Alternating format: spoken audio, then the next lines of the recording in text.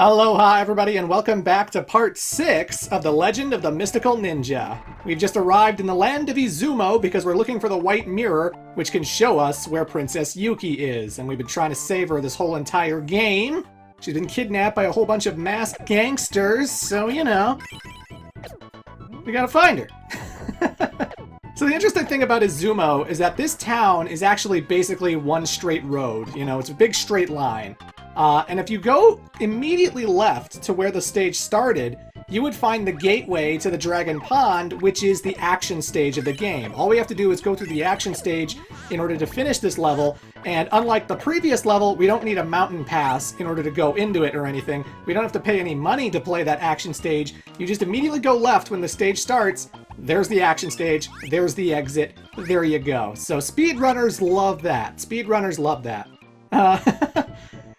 Otherwise, Izumo is basically just a straight line town that loops into itself, so I'm going right and we're going to see all the restaurants and game shows and judo gyms and all that stuff, and then eventually we'll come up to the gate, which I could have gone to easily just by turning left. So, yeah. This is one of those talking points I may have gone over already when I did the initial playthrough back in 2009, and I can't really help that. I didn't actually rewatch the 2009 playthrough in preparation for this LP. So I might have repeated myself constantly in this playthrough. I don't know what I was talking like in 2009. I just know that the microphone was terrible, and I had a weird attitude. And there's some things that just aren't fun to go back to, you know? It's weird. I'm known as the Mega Man guy, right? I'm known as the Mega Man guy, and so many of my Mega Man playthroughs were done in 2009, 2010, when my standards were a lot lower, when my quality was not as great as it is now. And it's weird to think about when people go like, hey, you should check out his video on Mega Man X6. I'm like, no, don't do that. Don't check out my 2009 video on Mega Man X6 where I'm just ranting and raving like an asshole with a bad microphone. Don't do that. Oh god, no. It's like I could have rewatched the old Mystical Ninja playthrough, but you know, I'm just too self-conscious about that stuff. I'm just too like, it makes me cringe looking at my old self, looking back on my older videos, so you know. There are so many games people want me to redo just because of that quality, and I only have so much time in this world. God damn it. I don't want to repeat the channel, you know? I don't want to do another 2 years worth of content all over again, because then there's nothing new and fresh. And I got to show you my next LP. I gotta show you the N64 game I want to play, because I haven't done that before, and that game's awesome. But, you know, it's something I think about often. Well, hell, another thing I think about often is just, like, stopping Let's Plays completely and just going with, like, video essay type stuff, like the Final Fantasy stuff, you know? Not saying I'm gonna do it. I'm not gonna say that that's definitely gonna happen, but, you know, it's something I've thought about. It's something I've thought about, I'm not gonna lie. It's just, you know, there's a lot of ideas in this noodle. There's a lot of ideas in this noodle. I'm curious if you watched the 2009 playthrough either recently, like this week, or back in the day, because if it was back in the day, you were one of the hardcore loyal fans. I did not have 100,000 subscribers, 130,000 subscribers back in 2009, let me tell ya.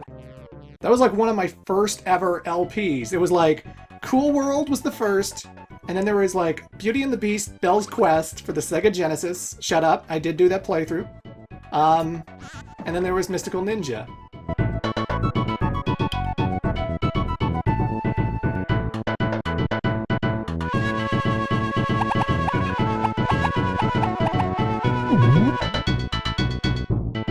Love this music, love it. But, Cool World and Belle's Quest were like the first LPs I did that like no one else on YouTube had done back in 2009. Like I literally searched it up on YouTube. Nobody did a Cool World playthrough. Nobody did a Belle's Quest playthrough in 2009. And those were two games I had played before. And I was just like, well, I'm going to be the first. I'm going to be the first one to play those games. And yeah. And Mystical Ninja was like the first one where I knew people had done Mystical Ninja playthroughs by 2009. Like it had been done before. But I was just so happy about that game. It was still somewhat obscure enough that I wanted to share it with my audience, share it with the internet, all 10 subscribers of mine. And you know, it's just interesting to think about. It's interesting to reminisce about. Either way, I like this action stage right here. It's basically on top of a giant pond, the dragon pond, and you have to constantly hop on these platforms that are suspended in the water, but they actually have like buoyancy, and they actually kind of react to you jumping on them. So it'll go deeper into the water, and when you jump off, it'll raise up. And then, like, when it raises up, you can go make the platform get a bit higher and then jump off of it at its highest point in order to reach treasures like the fortune cats and stuff. And I think that's really fun, really novel platforming. I kind of wish there was more platforming like that in video games, where you're hopping on buoyant platforms that raise and lower depending on your pressure. And I think it's pretty neat. We're killing all of these goby fish. At least I assume they're goby fish. I've played a lot of Animal Crossing lately, okay? They look very familiar. Still, I love jumping on these red balls, burying deep onto them, and then I jump, and then they rise, and then I land on them, and then I jump again, and it's just like, it's good, it's good. Water platforming, man. Water platforming. If you stay in the water too long, you can't actually jump into it and then jump out of it, but if you stay in it too long, it starts to drain your health, not even when your head's underneath it, just if you're standing on it. So apparently it burns Goemon's feet. I don't know. Only those admitted by me, Hakuryu, shall pass. And Hakuryu is a goddamn dragon. Oh, Jesus. It's not called Dragon Pond for no reason. So, the big tip, when his head is high in the sky, you can only damage him by the head. I can't hit the body. You can use your money. You can just throw it directly above yourself and just right under his chin, and that'll take him down really quickly. But, otherwise, just get in close, and when he dips down, he won't dip down too close to his body, and then you can just whack him when his head's down. So, yeah. I know all. I know why you've come. The one you search for, Princess Yuki, is in a land far from here. She's in the far kingdom of South Ryukyu. She's waiting to be saved. If you have the power, you will be able to rescue her. I think I do have that power.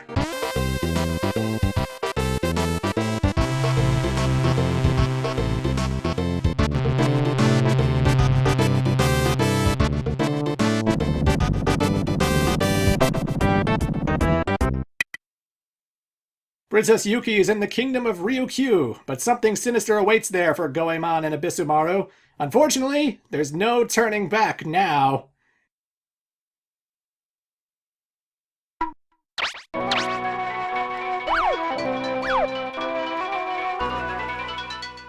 And that title is accurate, ladies and gentlemen. Today we are going to save Princess Yuki. This is where she's being held. She's being held by the HANNYA masked shoguns, and they're assholes. They're absolute assholes. So the guys with the masks and the blue coats, they throw hammers, and the hammers bounce around throughout the town. And it's just kind of hard to dodge them. You can't, like, knock the hammers away with your pipe or anything. And they do a lot of damage really quickly. And it's not fun. It's not fun. Especially with this level, because this is a level a lot of people are going to be grinding for money in. This isn't just like the previous level. You need to buy a certain item in order to go into the action stage. They must be doing major renovations at the castle. Yeah, renovations. I'm sure that's what they're doing. The HANNYA shoguns are doing renovations. Yes, yes. But, also we talked to this guy over here, and he's speaking gibberish. That's very peculiar. I don't know what that means. What's up with that? Well, that's the gimmick with this stage. Ryukyu has a different language from the rest of Japan, and we have to get a textbook in order to understand what they're saying. And that includes the King Ryukyu, but the textbook is expensive. Oh my god, is it expensive. So, like, you need 900 Ryo, $900, in order to buy that textbook. And the thing with this game, like I mentioned before, if you get a game over, if you die in any of the action stages or anything, you lose all your money. Like, you lose all your money and it's just gone, and you have to get all that money back from attacking all of the random enemies that are just wandering around town. Well, the stage of Ryukyu, the action stage, is probably the hardest stage in the whole entire game. It goes on the longest, it's the most treacherous, it has bottomless pits galore. And so, when you die, you get respawned back in the town, and you need to buy the textbook all over again. Like I said, 980 Ryo, $980. I just bought it. but I don't have that money again when I respawn if I die and I get a game over. So it's a bit of a grind fest, especially when you're playing co-op. But I will say this, get 3 sandals, go down to the statue area, because there are a lot of hidden pathways in here where you can get a lot of cash. So, immediately, the third one on the very right, the very end. You can find $100 purses, you can find fortune cats and all that jazz. Every now and then you hit a jar and a whole bunch of money comes pouring out. And there's 3 of these things. So thankfully, you know, Konami was at least, you know, considerate. They were considerate knowing that, like, hey, we're going to make people spend a lot of money in order to get to the action stage, but if they do die, there are a lot of ways to get quick, easy money. When I was a kid, I didn't know about any of this. You know, I didn't think about hitting all of the statues, even though the end goal is to hit one of the statues, and that's the frustrating thing. I know what I have to do in order to get to the action stage, right? I have to hit one of the statues, and that exposes the entrance, and then I can go in and do the level. But unfortunately, you need to hear it from King Ryukyu first before you can actually do it, because for some reason the statue is invulnerable until you hear it from the king himself. So it's like, it's one of those annoying things where you have to do it because otherwise Goemon, the character, wouldn't know about it. But, you know, I know where it is. I know where the entrance is. Why won't they let me bust it open? Come on, come on. So yeah, I made a pretty penny down here. A pretty penny, if I do say so myself. And, but when I was a kid, I didn't know about all these shortcuts. I didn't know about all these different pathways. So I would always go to the employment office where the whack-a-mole and the goblin minigame, and I would play Paint. And I would just constantly play Paint, which is the Tron game, where I would just constantly fill in as much of the white background as I could, and I usually got like 200 to maybe 250 Rio, depending on how good I was that day. And it is very, very, very time-consuming. Very time-consuming indeed. Nowadays, if you were to play The Legend of the Mystical Ninja on the Wii U, because this is a downloadable title for the Wii U, you have save states and stuff. If you play it on emulators, you have save states and stuff. So people could just cheese through that, and they don't actually have to put in the work, you know. But I did.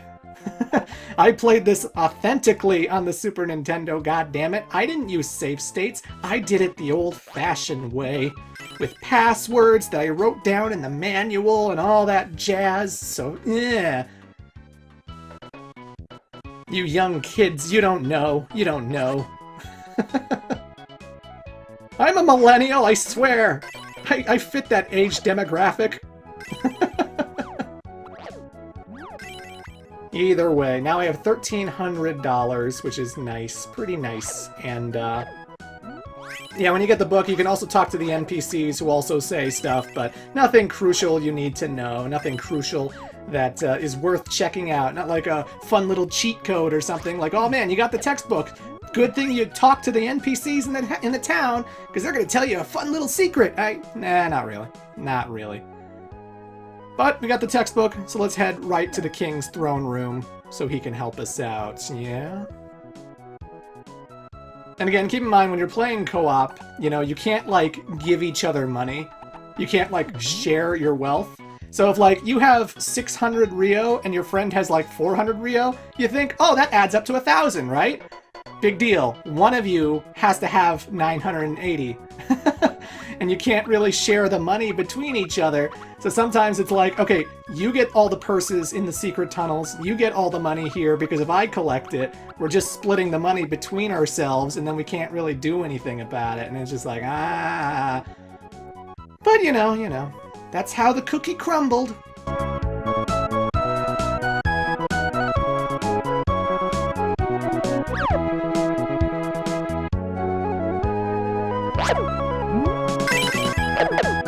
The soundtrack is so good! Oh, the Goemon series has so much good music! Oh my lord, it's so good! But yes, now that I heard it from the king himself, that the HANNYA counterfeiter masked gang people have taken over his castle, I can smash open this statue and go to the action stage. And this is definitely the hardest stage in the whole entire game. It goes on for quite a while. It has 2 boss fights, and eventually we get to bottomless pit territory, and that's when it gets bullshit! I said eventually, but there it was right there. That lava is not something you can stand on. That was a bottomless pit, and I got kicked back all the way to the Tanuki room because I didn't pick up any of the elephant checkpoints yet. Like, when you're playing co-op, your buddy can just spawn in again after they die, as long as you both aren't dead. You know, as long as one of you is alive, you can just keep going. But in single player, no, you gotta pick up those elephant checkpoints, or you're going back to the Tanuki. You better have, like, a whole bunch of extra lives, otherwise you're redoing this whole friggin' level. You have to collect money for the textbook all over again, and it's like, I'm not complaining too much. I still love this game, you know. It's punishing. It's very punishing. That's all I'm saying. It's very punishing. These statues that are breathing fire at you, you can damage them, and you're gonna have to when you reach the top, because there's nowhere to go. Till you smash that statue, and there's the exit. So yeah. Gigantic health bar! Because I found all the secret tunnels with all the fortune cats, and I picked up that one just there, I just have a huge health bar, which is really helpful for this stage, really helpful. Wouldn't be a beat-em-up game if it didn't have an elevator sequence. Video gaming and their elevator sequences, they just love this stuff. I don't know why, but they just do. It's amazing. Either way, these things are one-hit kill. They pop out of their bubbles, and you just whack them once, and that's about it. My fortune cat! I want a bigger pipe! That's not a euphemism for my penis, okay? My pipe is very good, okay? I know how to lay the pipe, if you will. Huh? Huh? No complaints! No complaints! But this part sucks. This part really sucks. There's bottomless pit everywhere. And right now I'm being risky by climbing on these pillars and going past the goons as they climb up them.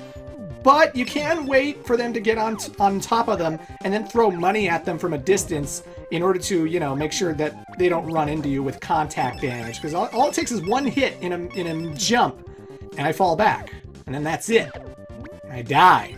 Bottomless pit territory. It's not fun. It's not fun. So I'm really being cautious. I'm really paying attention to how these hammers are being thrown, and I'm picking my perfect timing to make those jumps, because oh my god. This guy reminds me of Candy. So his body, his multicolored body, you can stand on it, but if it hits you from the side, it will damage you. And you can only damage the head, that's it. So you climb up the thing, when it goes to the other side of the screen, destroy the head, the next colored object turns into the next head, and we just repeat this over and over and over again. So yeah. As long as you got good timing with your jumps, you should be fine. Might want to pick up a new strategy, buddy. Might want to pick up a new strategy, I don't know. And he's toast! Or not.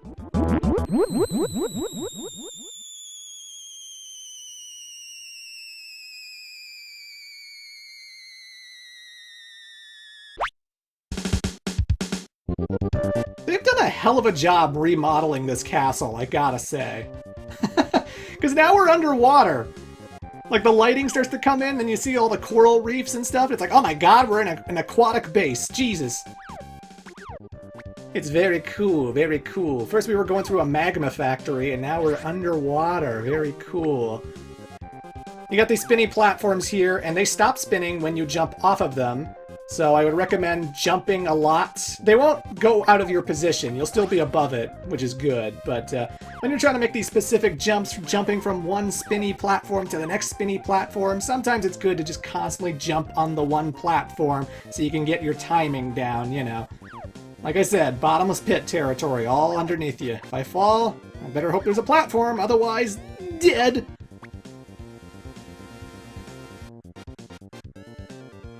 These platforms are starting to make me nauseous, good lord! And booyah! Ain't nothing to it. Ain't nothing to it. Unless it's co-op, in that case, it's a pain in the ass, because remember, screen share. Your teammate cannot be a certain distance away from you, and that's really tricky. There are some levels that were clearly not designed to be played in co-op, so, is this game well made? I don't know. It's still fun as hell, though, in single player, and that's all that matters to me. It's all that matters to me. But now, folks, we're coming up to the boss of the stage. Now we're coming up to Princess Yuki! We found the princess at long last! This boss is pretty quick when you know what you're doing, but it's on a pole, and it's got these ball spikes that can damage you if you run into them, but you want to hit the head so many times that it starts to move sideways, and you want to topple it over and knock it off the pole. And it's not that hard to do. I just beat the boss, but it's very tricky. We saved the princess! Yeah! Oh, Princess Yuki! Thank goodness!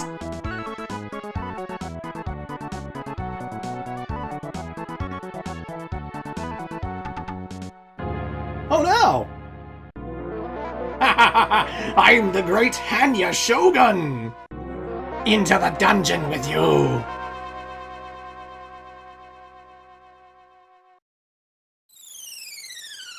Oh, it's not over. It's not over at all. So yeah, we just got captured. Apparently the Lord of Edo has been compromised, and we still got one more stage left.